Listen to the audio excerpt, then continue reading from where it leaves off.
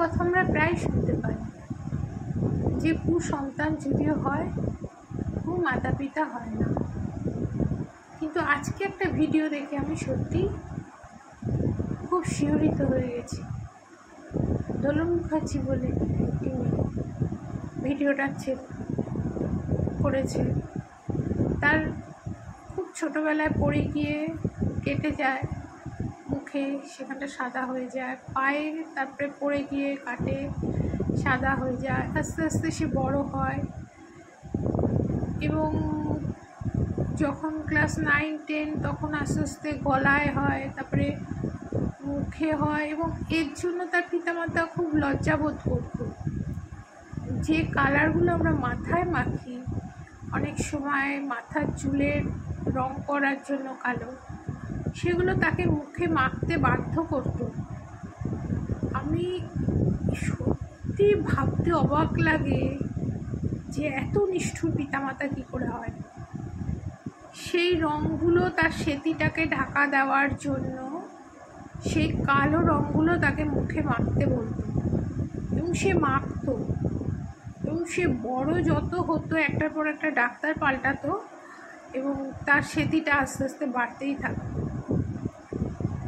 তাই এই যে তার বিভীষিকা দিনগুলো, সত্যি আমার চোখে আজকে জল এসে গেছে যে এই মেয়েটার কী দোষ ছিল, তার এই সেতিটা হয়েছে, তার কী দোষ ছিল, তার কী করার ছিল। তার পিতামাতা তাকে এইভাবে তার মনোবল ভেঙে দিয়েছে, তাকে একটা মানে কি বলবো, একদম কোণঠাসা, মানে তার জীবনের কোনো মূল্যই নেই।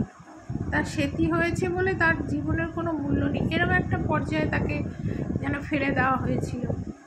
কিন্তু সত্যি কি আজকের যুগে এটা ফেলে দেওয়া যায়, বা এই অশিক্ষাকে সঙ্গী করে কেউ সুস্থ সমাজে বাস করতে পারে কি,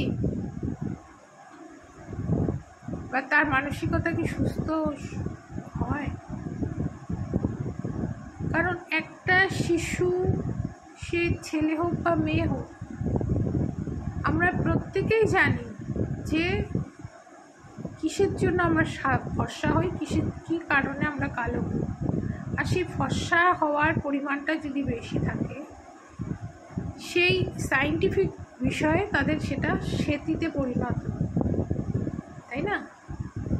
কিন্তু যেই পিতামাতা ওই কালো রঙগুলো তার সেতিটা ঢাকার জন্য মুখে মাখতে বলতো এবং তারা নিজেরা অস্বস্তি, তারা সেই পিতামাতার তো নিজেদেরকেই ছোট করছে। কারণ তার যে রোগটা হয়েছে সেটার জন্য তো সে কোনো দায়ী না। এরকম তো হাজারো লোকের হাজারো রোগ হচ্ছে, তাই না? সেটাকে কিওর করা, মনোবল দেওয়া, এটাই তো পিতামাতার কাজ। মেয়েটাকে এগিয়ে নিয়ে যাওয়া, সেটা না করে তাকে ওই কালো রঙগুলোকে মাখতে বাধ্য করতে।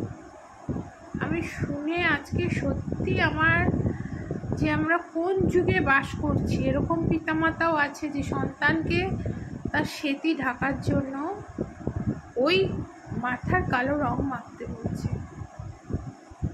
সত্যি আজকে আমার মনে হয় আমাদের প্রত্যেকের দিন এসছে এই নিষ্ঠুরতার বিরুদ্ধে কথা বলার, যে কোনো পিতামাতা যেন আর যাই করুক, এইভাবে কোনো সন্তানকে মানসিক যন্ত্রণা দিয়ে তার জীবনটাকে মৃত্যুর দিকে ঠেলে না দেয়।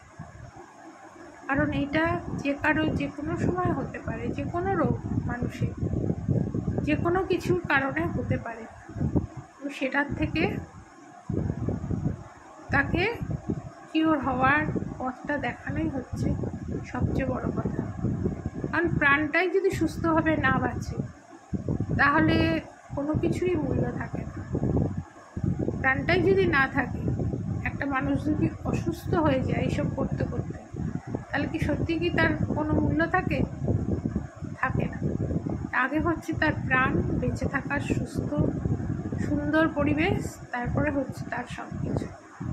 সুতরাং অনুরোধ করবো, যারা এরকম করে প্লিজ করবেন না সন্তানের সাথে।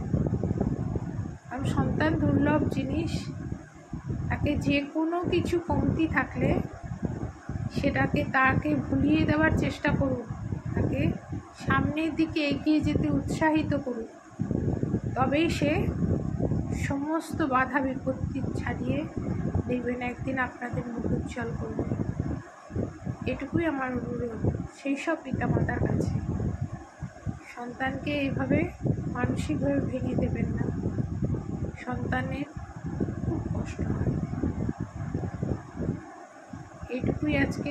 সবাই ভালো থাকবেন, এটুকুই প্রার্থনা।